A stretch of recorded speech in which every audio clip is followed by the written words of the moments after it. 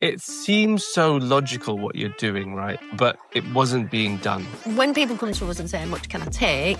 They're probably not a good fit for the platform. It's powered by the businesses and it's free to everybody else. Leave some time for yourself. You've done a phenomenal job up to now. I'm not trying to make a million. I'm trying to make a difference. I have no competition. There's nobody stood in the space that I'm in. There's nobody thought of this. There's nobody built this. There's nobody on the journey. You have to be driven. You have to be consistent. You have to turn up every single day. So the more you give, the more you get. Welcome to the podcast From Cold to Close. My name is Saeed and I'm the founder here at SRC Growth Partner, a growth company that helps professional services firms from around the world increase their revenue and profitability by acquiring new clients. My guest today is Lisa Edge, the founder of GB Shared, a revolutionary marketplace platform that's now operating across 10 UK counties and helping businesses become more sustainable while they grow. Lisa has become nationally recognized innovator, earning a purple plaque for innovation, an honor achieved by less than 4% of women in the country. She's won the Women in Innovation Award with Innovate UK, secured an Innovate UK Smart Grant, and created what she calls the only platform of its kind anywhere in the world.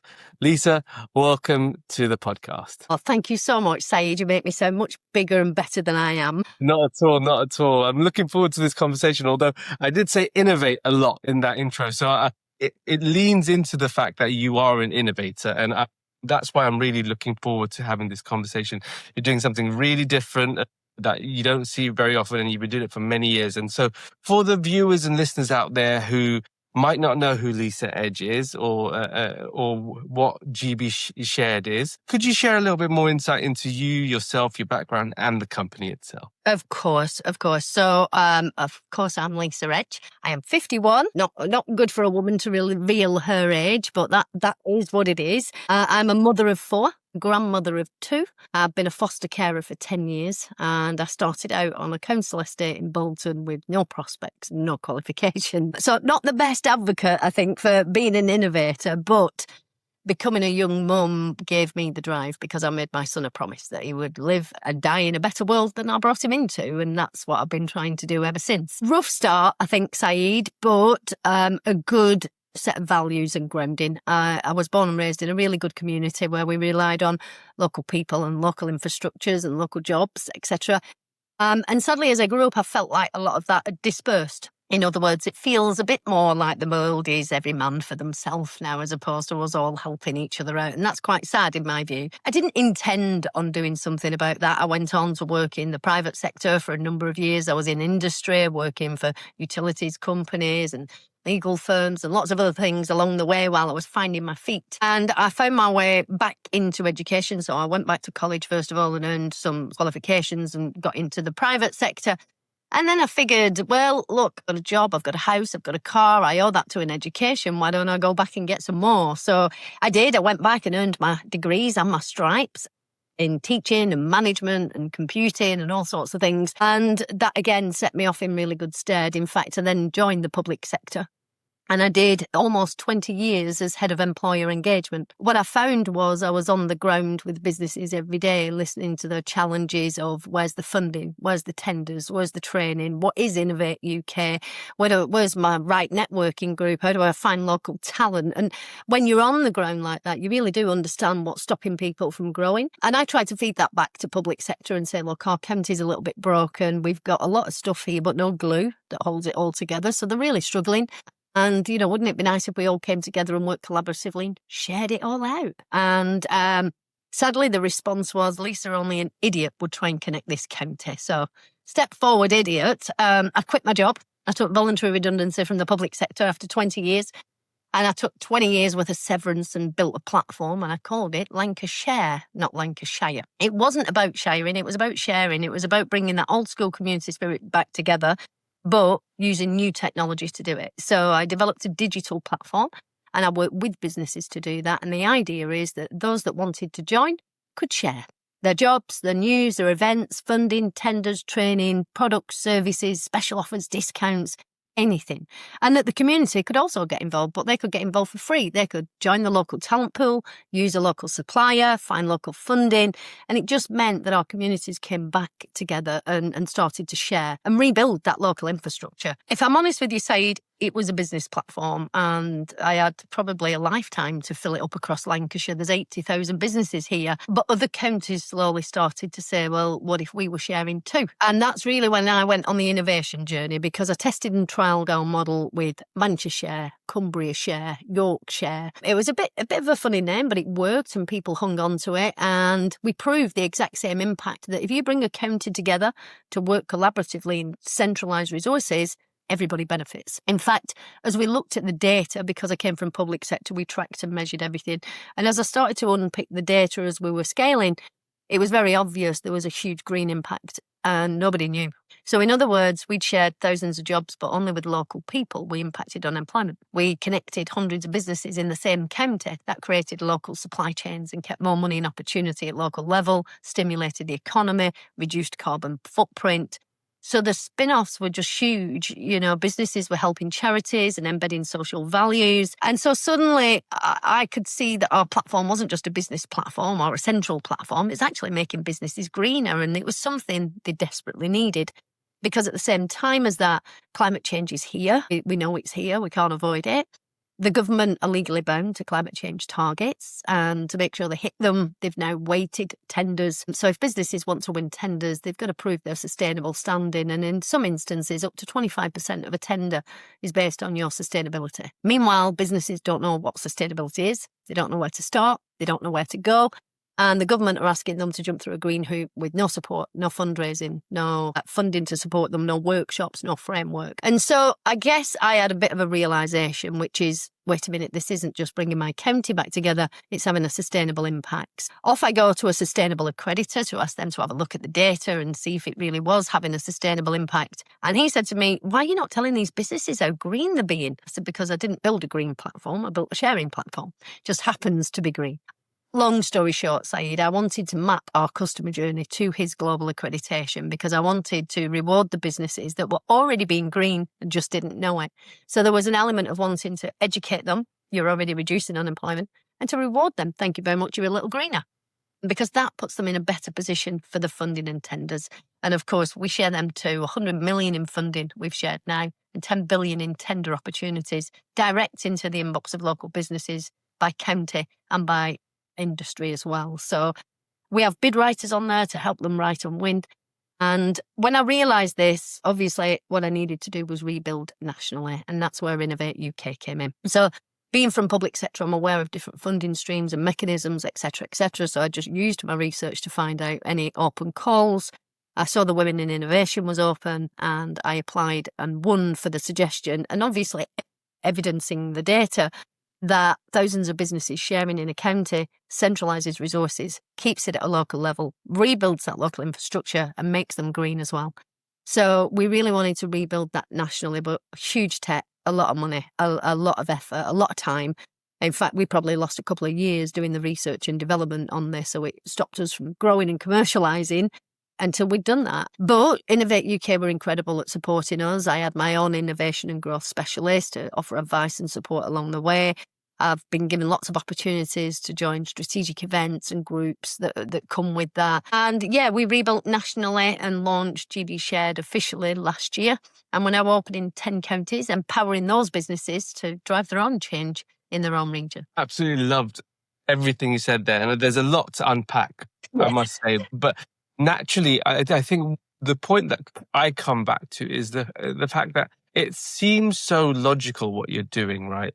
But it wasn't being done. And often, and that's what innovation is, and that's what they call displacing the equilibrium of what's going on right now.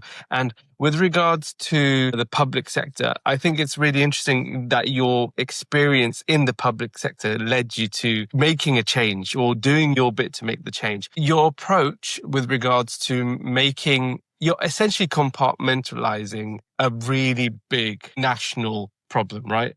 And lots of problems, and you're compartmentalizing it. And it makes me think of how a normal business would operate, right? So you've got a larger business and then it breaks it down into different departments. those different departments are essentially the different elements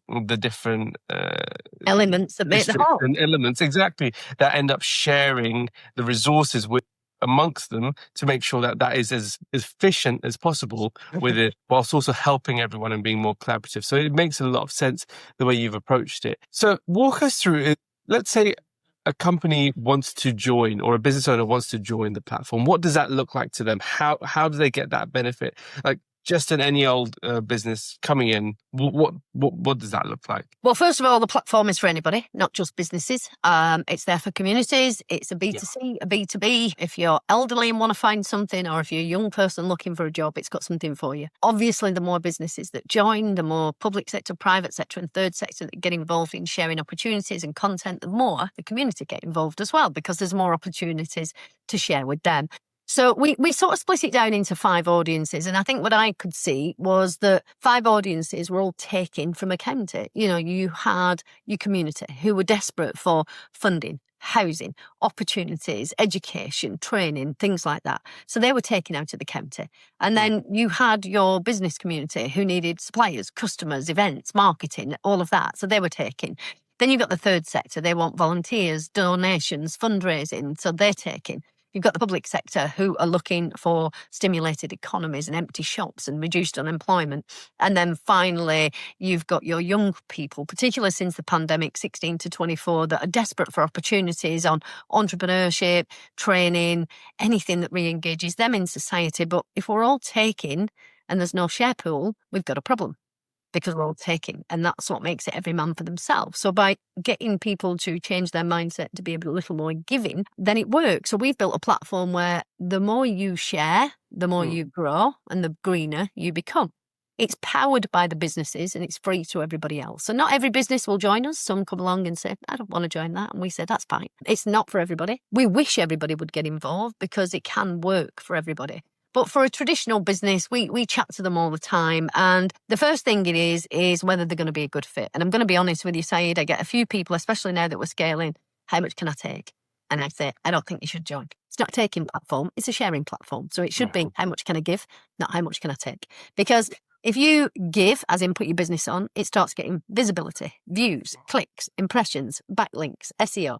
So by giving, you receive. If you put a job on, you'll get some talent. If you put a tender on, you'll get a supplier. If you put an offer on, somebody will take it up. So the more you give, the more you get. And so when people come to us and say, how much can I take? They're probably not a good fit for the platform. So we can talk them out of it if we can, which is a weird way of doing business. I'm not trying to make $1 million. I'm trying to make a difference. I'm not chasing the income. I'm chasing the impact. And I can only do that with good businesses. So we're already, even though we've only just opened the doors nationally, considering moving to invitation only, but we will help any business anywhere, whether they are a member of or not. So we have a sit-down conversation. And, you know, for you, Saeed, it would be, where are you, first and foremost, because we might not be open in your county. And then it will be, what is it you do? And what is it you need? You know, are you looking for funding? Are you looking for tenders? Is it international trade and export? Are you innovating? Do you just want to move your supply chain? Would you like to give a social value? It's pretty much everything you can do in business, but using tech. And it's just a better way of doing it. It means, you know, you can connect in London and Scotland in a click rather than in a 500-mile car journey. That reduces carbon. That helps us with net zero. And we track all of this. So it makes them greener the more they share. So it totally depends. But it's definitely tailored for each business. In fact, when they do join, they have a profile where they can turn on and off funding alerts, tender alerts, job alerts, news alerts, member alerts. So they tailor and personalize their journey. So everybody comes into the same platform and everybody tailors it for a slightly different journey as they go through. Wow. I love it. And it sounds like you've obviously been doing this for a while now, and albeit especially when we spoke previously, you talked about the early stages of really making sure it worked, and you were in the early stages of growing the platform. Talk to me about that period where you're now at a point of scaling, right? And your ambition is to reach all 100 plus UK counties, right? You're currently in, I believe it's 10 counties. 10. Talk to me about that journey of getting to that 10 and what the journey looks like to get to the 100. It does feel like a mammoth jump, but in a way, we've already done this. You know, we sat there with just Lancashire, and the thought of jumping to 10 counties seemed huge at that stage. What does the journey look like? Well, first of all, I just mentioned about moving to invitation only. So you might say, well, how do you grow if you buy invitation only? All of our members are fully aware of why we exist, and they're bought in on an emotional level as well as on a data and statistics level. They can see the impact they're having. But actually, these businesses genuinely care about giving back and getting further and getting a little greener, or doing business more locally. There's different reasons for each of them, but they come on. And they share. And I think the pilots were different. So Lancashire was commercialised. The pilots were more, we only charged a nominal fee for them to be our guinea pigs, if you like, in their own county to see, would this platform work in your area as much as it works in ours? Through those pilots, we definitely evidenced that sharing will work wherever you put it. It's just a model. It's a responsible business framework that overlays a county. And if you work to it, it forces everything back into it. So, but if you don't want to put everything back into it, like I said, you can go to other counties. So we call it a national network of local supply chains. So we did one county. And if I'm honest, I had no idea we were going to do others at that stage, Saeed. I wasn't thinking, how big can I go? Or, what can I collect along the way? It was more, how much impact can I have in this county? So actually working with them businesses is key. And they get all of the credit for what we've done, because other than being innovative enough to develop the model, find funding and deliver it, I'm an empty platform with a funny name without those businesses. They're the ones that make it work. It's their jobs. It's their news. It's their products and services. It's them that are logging in every day. It's them that are doing the sharing. It's them that are getting greener. We just created the model. So it's really important to us that businesses feel that they get value, because that'll keep them engaged and sharing. And in terms of growth, well, we've got, the businesses are all sharing it with somebody else. And what we say to them is, look, if there's 1,000 of you and you all share it with another ethical business, then we jump to 2,000. And if I grow by 1,000 businesses, so do you, because it's all about sharing. So everybody gets the same, everybody benefits the same, everybody pays the same. It's a very equal playing field. Many of the members in the pilot counties stayed with us when we did those pilots, so they're with us. And then we developed an ambassador model where people can help us for a monetary return to help us grow, because each county needs 100 businesses and somebody needs to be the boots on the ground in that county, because I can't be everywhere. So we have developed a great ambassador model, and we've also developed a model for charities. So because we're trying to grow with ethical businesses, because that's what really makes our model work, we've come up with a charity partnership. That means charities can get our platform membership for 12 months completely free, and they can share as much as they like. Their fundraising, volunteering, roles, donations, anything that they're doing, they can promote, and we'll raise their brand awareness. But we'll also connect them with local businesses. And that's what charities need for more donations. They'll often make those into sort of charity partners or sponsors and stakeholders. And what we say to the charity is, when we rebuilt GB Shared and we mapped our journey to a global accreditation, we gave charities the ability to give green points to businesses that help them. And the reason for that, Saeed, is if you were a member and you said to me, I've helped Age UK, can I have a green point? I don't know that you've helped Age UK. Only Age UK know that. So we gave them the ability to confirm that you'd given a social value. So we've put the power in the hands of the members and the businesses. Better still for the charities, if they bring any businesses to the table, when that business joins, we take £100 out of their membership and we make it as a donation to the charity. And then the charity says thank you to the business with a green point. The business gets greener, the charity gets social value and fundraising, and we get more members. And they're all ethical. So it's a great way to grow. So we've got lots of that. There's lots of strategic ways as well. So I've just before this podcast finished a conversation with the Net Zero team at Innovate UK just to share some of our model there, and they're going to be rolling that out at some key places. There's a group across the north called Northern Power Towns that are looking at how do we rebuild local infrastructure. So I'm speaking at that later this month as well. And I was asked by the London School of Management and Economics to submit an abstract on sustainable communities, and that's just been chosen for international publication. We're kind of trying to do the operational, the tactical and the strategic all at the same time, which is a bit of a challenge, but it's a wonderful journey. We help lots of businesses every day, and it doesn't matter whether you're a member or not. If we can help you, we will, because there's so much bad going on in the world at the minute. We've just got to push through to make it a better place. I love it because it's such a positive tone to what you just said there. There's a lot of bad that happens in the world, and the more, with the rise of social media, we're able to see even more of the bad that happens in the world than we've ever been able to see. We're more open to all the difficulties that actually happen, and so having a positive light in the day, and to be able to focus towards actually helping each other and giving and sharing rather than trying to take and receive. I think it's a really great platform. I want to touch on, I guess you mentioned that you've worked with so many businesses. Are you able to share with us some success stories that you could? Yeah, of course. Gosh, we've Yeah. got lots. So, oh God, which one shall I pick? Well, we've got a company that came to us as a small property sourcing company. And they've been part of us since inception. So they've watched our journey and they've tapped in the back of funding, and we've given them different opportunities, and they found their own opportunities. They were just looking at how property sources operate across their industry.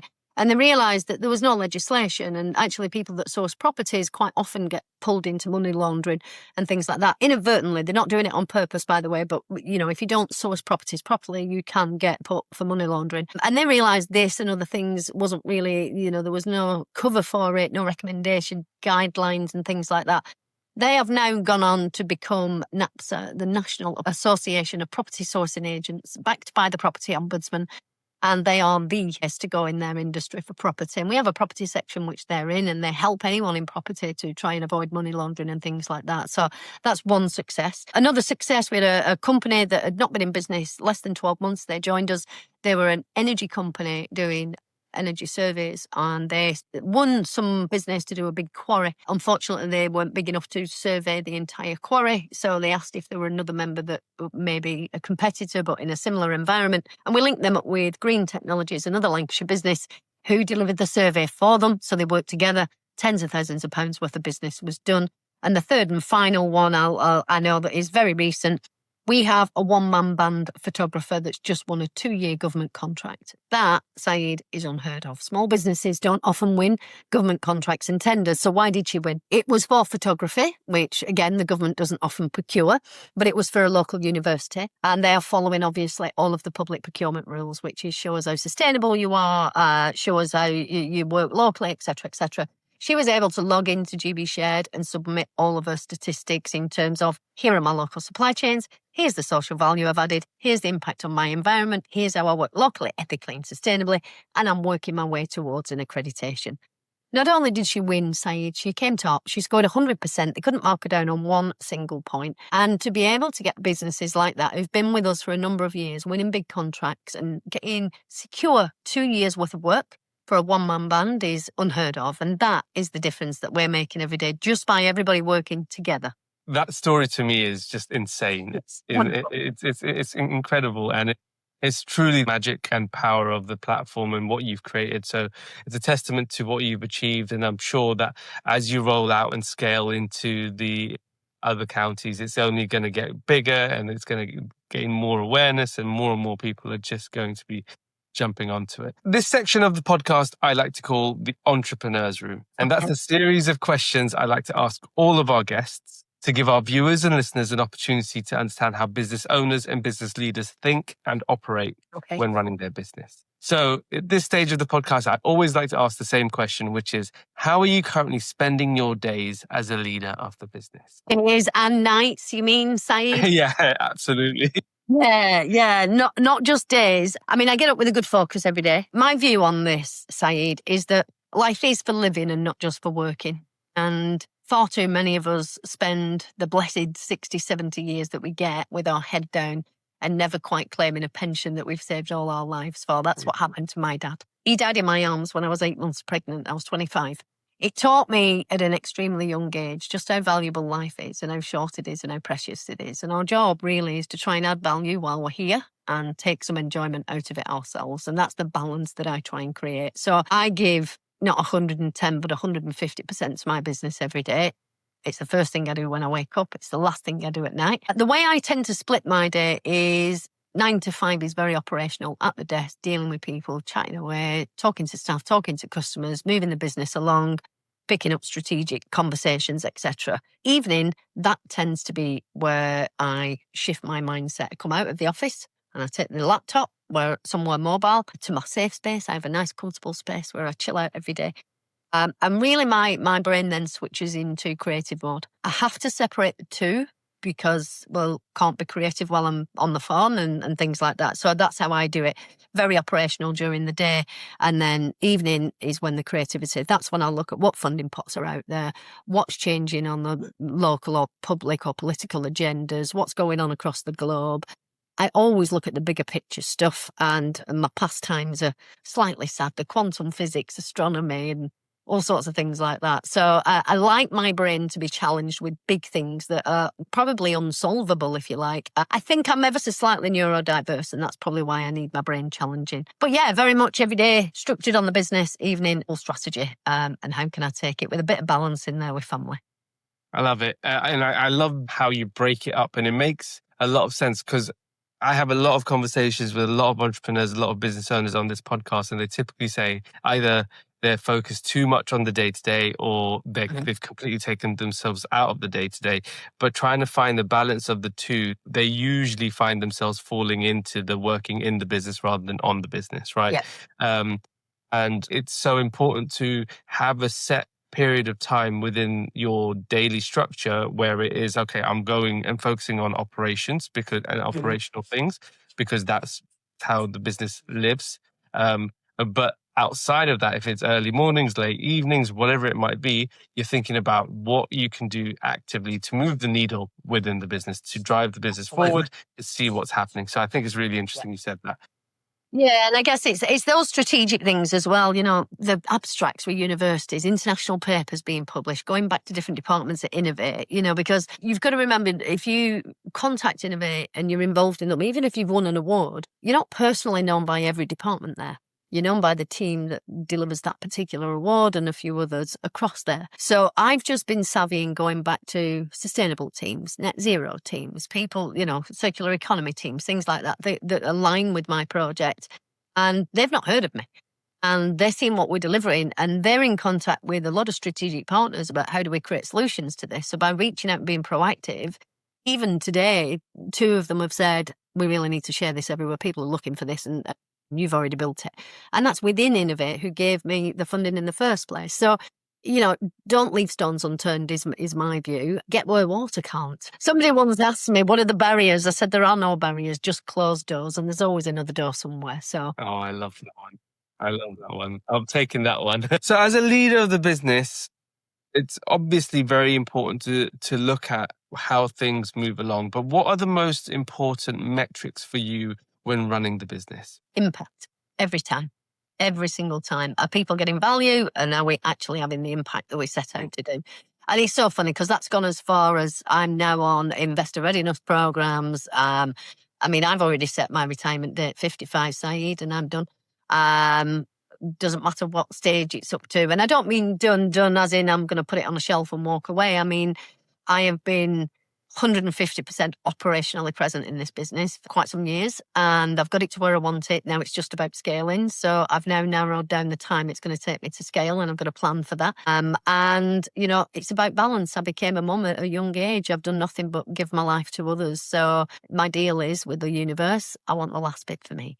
When I've built it all and I've left my legacy and I've left my kids in a better place and people are doing business more ethically, locally, responsibly, digitally, and I can leave the planet a little greener. What a legacy to be able to die with, you know? But the only thing I'll ever regret about is where did I take my time? And so that's the last bit of the jigsaw that I'll get before I go.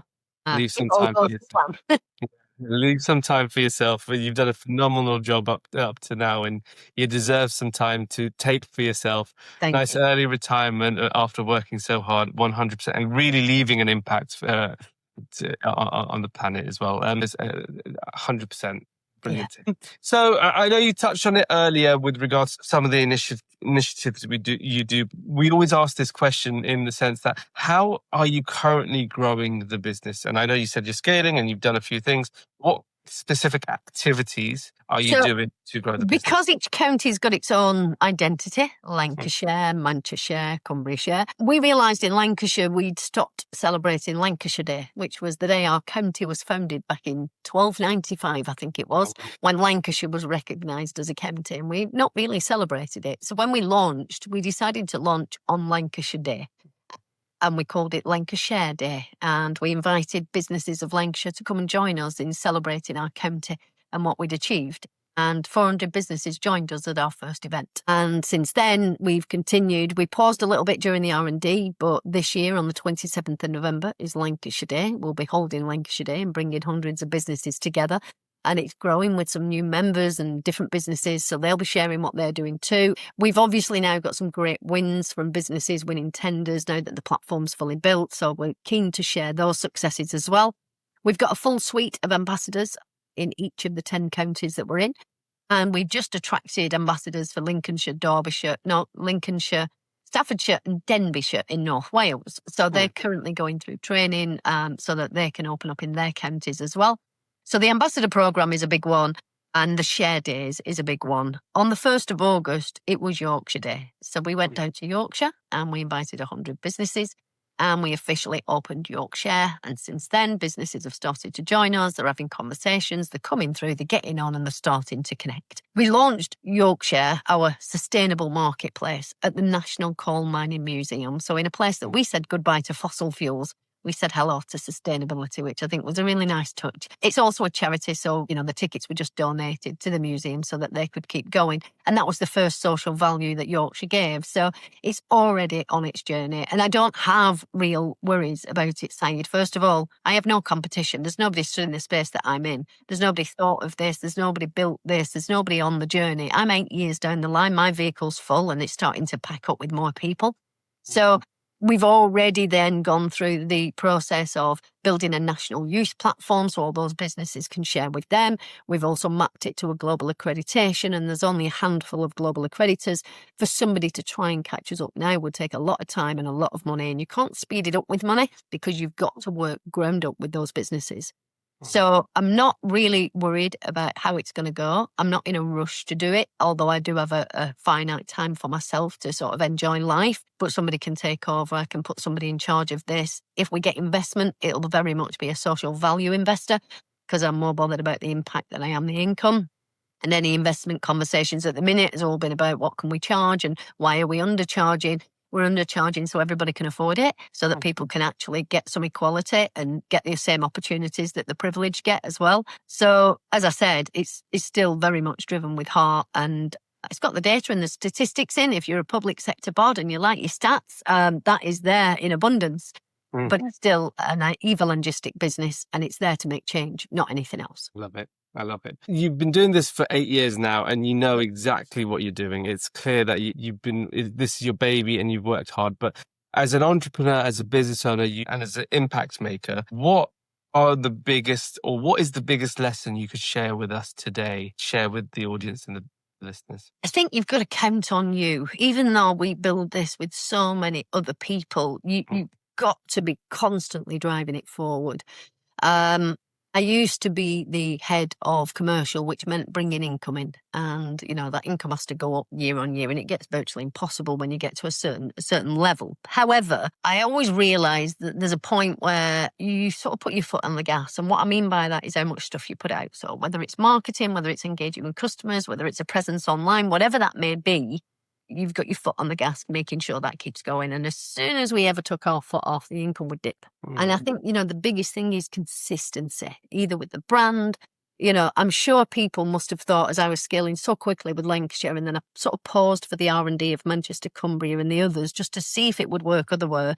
People were sort of saying, I thought you would have finished Lancashire by now. And they're not understanding that actually what I've really, really looked at here, Saeed, is there's no point in me going fast because I'll be going home. You build something fast, it falls over. So actually what I've been doing is tending to the soil, and the really good roses will come out of that soil. But if you don't tend to the foundations and build them solidly, and that was the purpose of testing and trialing. So one of the things I've had to do is sort of ignore the people that I know at times probably think, oh, what's she doing now? She's gone quiet. Or what's this, Manchester? Or what? I know what I'm doing. I know what my strategy is, and I know where I'm going, and I don't let that faze me. But building those foundations for any business, if I'd have scaled really quickly and got 1 million businesses on my first platform, would have fallen over. And we didn't. We built it to capacity, and then we built it again, and then we built it again. And when it got to a size that we couldn't afford, we looked for funding opportunities. And once we found funding, we looked for more opportunities to be innovative, and we got more funding. And once we'd done that, we then start tapping on the doors of people that don't know about these innovations but want them. So there's a real journey in there, and it's not about the stuff that we see and do every day. It's not about, greet a customer, get an invoice out, They're processes. It's the real undercurrent in a business that probably drives it forward, and that vision that somebody has to get it to where it's going. Yeah, I'm looking forward to the journey. This, for me, is the most exciting part, and I have had to be patient for 8 years. I mean, don't get me wrong, we've commercialised and we've had success and we've had growth and people are now coming in. We've had good events, good journeys, good funding, good awards. There's been lots to shout about along the way. But yeah, it's getting that foundation solid and making sure it works for people. Otherwise, you're just going to get people on and it's not going to run. And then you've kind of lost everything in one go. So what we're making sure is when we hit the masses, it's been tested, it's been trialled. We've got some great members giving us some incredible feedback. We could put this button here, we could do this, we could do that. And that, we're on a journey of continuously improving that. But you've got to use every resource available to you, and you've got to think outside the box. So I could have built a job platform, I could have built a tender platform, I could have built a funding platform, but I didn't. I built an ecosystem with all of that in so that it interlocks and that everything everybody needs is in there. So, yeah. And it's about time, Saeed, that we digitised the UK. We're in the 21st century. We've got the tech the way it is, and we're not even all connected. So there's got to be a way of doing that. And my model allows you to do it even if you don't want to join us. So it's a great way of pulling the UK together. Absolutely. Absolutely. I love the fact that you said you're the one, you can only count on yourself, essentially, like in the sense that you will always have people on the journey along the way. But when it's something like this, it's your baby, and people will have their opinions, people will whisper in their ear, and you have to be driven, you have to be consistent, you have to turn up every single day, you have to be the one driving everything forward. And if you don't, then best believe no one else will. No one else will. Exactly. And all businesses owners will know that, whichever staff you get, however good they are, how much you pay them, they'll never feel about the business like you do. Exactly. And so that position is quite privileged, and you've got to understand, what do I want to be remembered for? What do I want to leave a legacy with? What do I want to... and that's working. Like I said, we've just been invited on some great events and stuff. Got a lovely abstract paper going out. I've just become a finalist in the Sustainability Awards, which is even better news. So we continue to just sort of push our head above the parapet. And again, that's consistency with marketing, because really the Women in Innovation Award, getting national recognition, you can sometimes think, well, that's it now, I've peaked. Else do you put out after that? But it's about continuously going and saying, and now I've got another one, and now we've done this, and now we've done that, and now we've done this. Keep the blinkers on, keep walking to the finish line, and hope that everything's still in place when you get there. I absolutely love it. Reminds me of the famous saying, no one's coming to save you, right? Exactly. It's exactly that. Build it, and they will come. They will come. Exactly that. I love it. Either way. It's been an absolute pleasure having you on the podcast, Lisa. You've been a fantastic guest. I like to end every single episode with the same question. And that is, if you had a magic wand you could wave to solve one business problem, what would that be? I'd love to say get in every county, because that is the dream. But then I will lose the joy of doing it if it's a magic wand. What would I need right now, in all honesty? Probably this year that's really important to us is to build our core team. When I first launched this side, I made a pledge to Lancashire businesses. I asked them to buy and sell off one another and keep the work in the county. To do that, you have to lead by example. So we pledged we would only ever go from our members, and for 8 years, that's all we've ever done. So this year is the first time where we're actually not just outsourcing everything. So in other words, we have some of the best members that counties have to offer. So our members host our platform in their data centre. Our members do our mystery shopping if that's what they're good at. They can do graphic design if they're good at that. And, we use all of those services. Our members provide our business insurance, our public liability. We procure off them. They put money in our pocket, we put money in theirs. And that's how the world should really be. So I think more than anything, it would be that this year we find our team of staff, and we find really good ones that are willing to sort of see, I don't want to say the privilege, because it sounds like we've got something made of gold, but it is a privilege to be able to drive change on this level and get it out there. It makes me feel super proud. And so I just want to attract people that are going to get the same value out of what we deliver that I do. Absolutely. Well, Lisa, it's been an absolute pleasure having you on the podcast. It's been a really interesting and insightful conversation.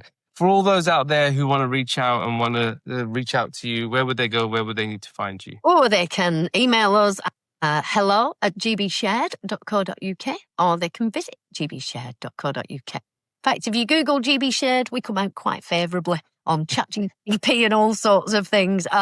If you put GB Shared in Google, you'll find us one way or another.